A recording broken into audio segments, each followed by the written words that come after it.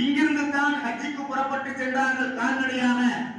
இங்கே இருக்கும் பொழுதுதான் அவர்கள் அதாவது ஒரு வஹ்ஷத்தை உணர்ந்த போது அல்லாஹ்வுடைய சமூகத்திலே அவர்கள் இந்த மாதிரி ஒரு வஹ்ஷத்தாக வெறுப்பாக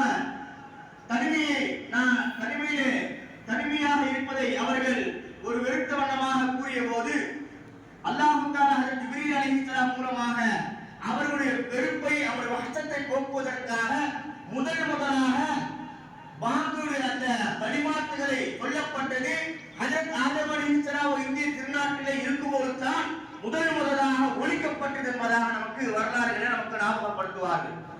அன்பு அருமையான மாணவர்களே, அப்ப இந்திய திருநாடு இருக்கிறதே மிகவும் முக்கியமான ஒரு நாடு. முதல் நபியான ஹஜ்ரத் ஆதம் அலைஹிஸ்ஸலாம் அவர்கள் வாழ்ந்த நாடு. ஹஜ்ரத் பெருமானார் ஸல்லல்லாஹு அலைஹி வஸல்லம் அவர்களை சுமந்த அந்த ஆதம் அலைஹிஸ்ஸலாம் அவர்கள் வாழ்ந்த ஒரு திருநாடாக இருக்கிறதை நாம் எல்லாம் கவனத்திலே கொள்ள வேண்டும். இப்படிப்பட்ட சிறப்புகள் எல்லாம் இருப்பதன் காரணமாகத்தான் நம்முடைய முன்னோர்களான குறிப்பாக உலமாக்கள் ஷேகுமார்கள் எல்லாம் இந்த இந்திய திருநாட்டை ஆங்கிலேயருடைய கைவசத்திலே நாம் கொடுத்து அவர் அடிமைப்பட்டுவிடக் கூடாது, அல்லாஹ் ஒருவனுக்குத்தான் நாம் அடிமைப்பட வேண்டும். அப்படிப்பட்ட இந்த திருநாட்டை நாம் நமக்குரியதாக பெற்றுக் கொள்வதிலே அதிக அக்கறை கொள்ள வேண்டும் என்பதற்காக இஸ்லாமிய சமய சமுதாயத்தை விட அதிகமாக பங்கு கொண்டவர்கள் இஸ்லாமியர்கள்.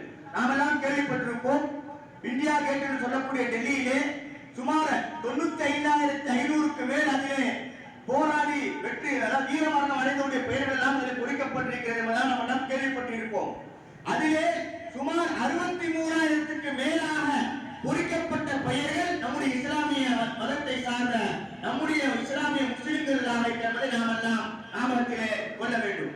அந்த அளவுக்கு ஒரு பெரும்பான்மையாக ஒரு வரலாற்று ஆசிரியர் சொல்லுவார், இந்திய சுதந்திர போராட்டத்திற்காக அதிகம் பங்கு வைத்தவர்கள் யார் என்று சொன்னால் இஸ்லாமியர்களே என்பதாக ஒரு மாற்று மதத்தை சார்ந்த ஒரு வரலாற்று ஆசிரியர் பதிவு செய்கிறார் என்று சொன்னால் இந்த இந்திய போராட்டத்திற்காக அதிகம் செலவழித்தவர்கள், அதிகம் உயிரை மாய்த்துக் கொண்டவர்கள் இஸ்லாமியர் என்பதாக அவர் நமக்கு ஞாபகப்படுத்துகிறார்.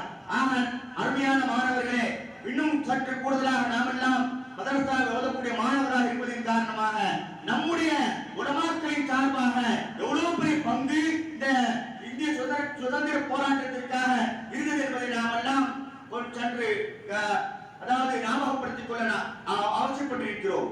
அதாவது தாருல் தேவபந்துடைய மதரசா, பக்கத்தில் இருக்கக்கூடிய மஜாஹிரும் சஹாரப்பூர் மதரசா, நம்முடைய தமிழ்நாட்டினுடைய தென்னகத்தின் தாய் கல்லூரியான பாக்கியாத்து சாலிஹாத் போன்ற மதரசாக்கள் எப்படி உருவானது? அந்த காலத்திலே ஷாஹ் ஒலிவுல்லா முஹத்திஸ் தஹ்லவி ரஹ்மத்துல்லாஹுடைய குடும்பத்தார்கள் மதரசா ரஹ்மானியா என்ற மதரசாவை நடத்தி கொண்டிருந்தார்கள்.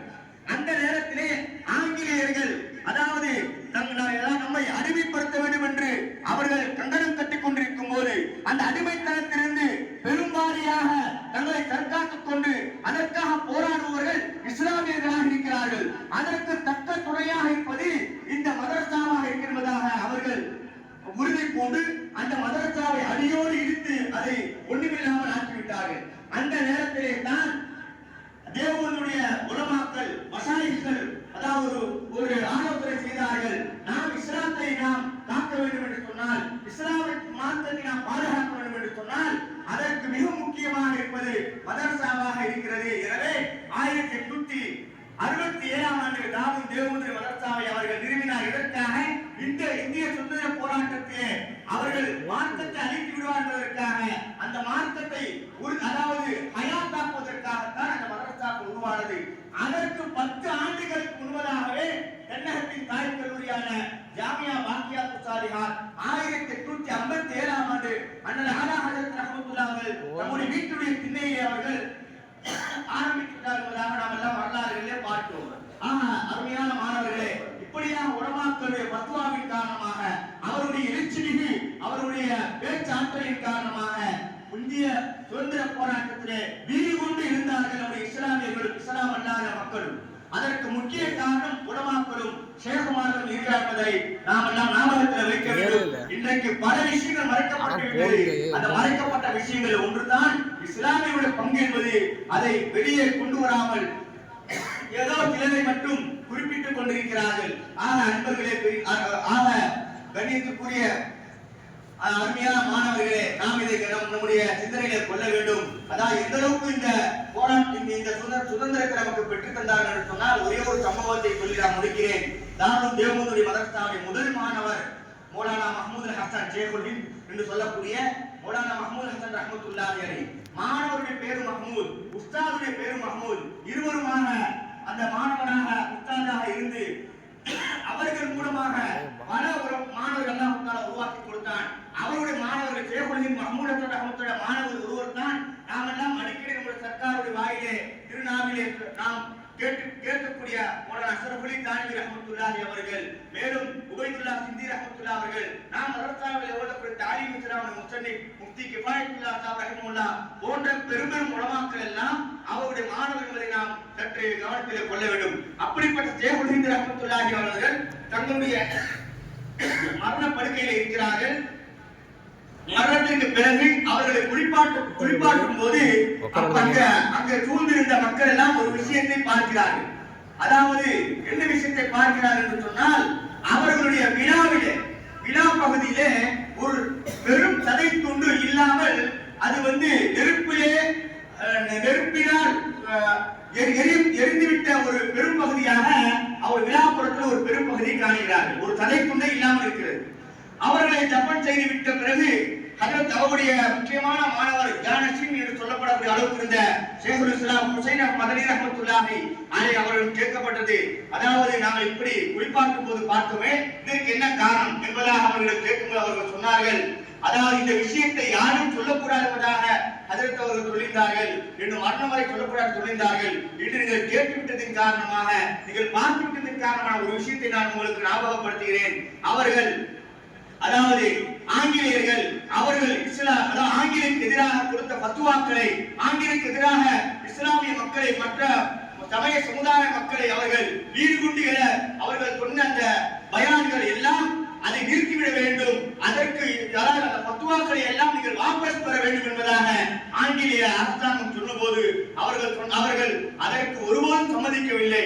நான் கொடுத்த பத்துவாவிலே நான் ஒருபோதும் அதை வாபஸ் வாங்க மாட்டேன் என்பதாக அவர்கள் உறுதியாக இருந்தார்கள். அப்பொழுது அவர்கள் எப்படி ஹுபைப் ரலியல்லாஹு தஆலா அன்ஹு, ஹப்பாப் இப்னு அனஸ் ரலியல்லாஹு போன்ற சஹாபாக்களுக்கெல்லாம், அதாவது இரும்பை காய்ச்சி அவர்கள் அந்த நெருப்பை அவர்களுடைய விழாக்களில் வைத்து எப்படி கஷ்டப்படுத்தினார்களோ அதே போன்று இவர்களுக்கும் கஷ்டம் கொடுக்கப்பட்டது. அப்பொழுது நாங்கள் எல்லாம் சொன்னோம், ஹஜ்ரத் அவர்களே, மார்க்கத்திலே ஷரியத்திலே இப்படிப்பட்ட விஷயங்களில் இருந்து நம்மை தற்காத்துக் கொள்ள சில விஷயங்கள் அனுமதி இருக்கும் போது நாங்கள் ஏன் இப்படி எல்லாம் கஷ்டப்பட்டு சிரமப்பட்டுக் கொண்டிருக்கிறோம் என்பதாக அவர்கள் சொன்னபோது, அவர்கள் உருதுவிலே ஒரு அருமையான ஒரு வார்த்தையை அவர்கள் சொல்லுவார்கள். அது உருதுலே சொன்னால் அது ரொம்பவும் அழகாக, அதாவது ஒரு அருமையாக இருப்பதற்காக நான் ஞாபகப்படுத்துகிறேன்.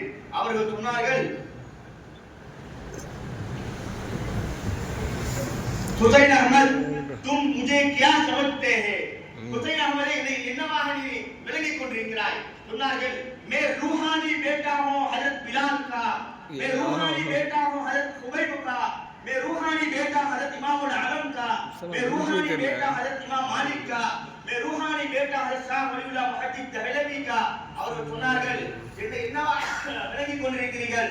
நான் ஹஜரத் பிலால் ரலியல்லாஹு ஆன்ஹு வாரிசாவேன், ஹஜரத் ஹுவைப் ரலியல்லாஹு ஆன்ஹு வாரிசாக ஆவேன், ஹஜரத் இமாம் ஆலம் அபூ ஹனீஃபாவுடைய ஆன்மீக வாரிசாவேன், மாலிக் ரஹ்மத்துல்லாஹி ஆன்மீக வாரிசாவேன், ஹஜரத் ஷாஹ் வலியுல்லாஹ் முஹத்திஸ் தஹ்லவி போன்ற மகான்கள் ஆன்மீக வாரிசாக இருக்கிறேன். அப்படிப்பட்ட ஒரு வாரிசாக இருக்கும்போது அவர்கள் பட்ட துன்பங்களை விட நான் படக்கூடிய துன்பங்கள் ரொம்பவும் சின்னது தான் என்பதாக சொல்லிவிட்டு சொல்வார்கள். இந்த மக்களுடைய உயிரை வென்றால் அவர்கள், அதாவது உயிரை வென்றால் கைப்பற்றலாம், உயிரை அவர்கள் வாங்கிக் கொள்ளலாம், மகர் வேற தீர்ச்ச ஈமான் நஹி நிகால் சக்தே, ஆனால் உள்ளத்தில் உள்ள ஈமானை அவர்கள் ஒருபோதும் அவர்கள் வெளியேற்ற முடியாது என்பதாக சொல்லி தன்னுடைய மார்க்க பற்றியும் நம்முடைய தேசிய பற்றியும் அவர்கள் அங்கே நிலைநிறுத்தினார்கள். இப்படிப்பட்ட மகான்கள், இப்படிப்பட்ட உலமாக்களுடைய அவர்களுடைய துன்பங்கள் கஷ்டங்களின் காரணமாகத்தான் நாம் இன்று இந்த சொந்த காற்றை நாம் எல்லாம் அனுபவித்துக் கொண்டிருக்கிறோம்.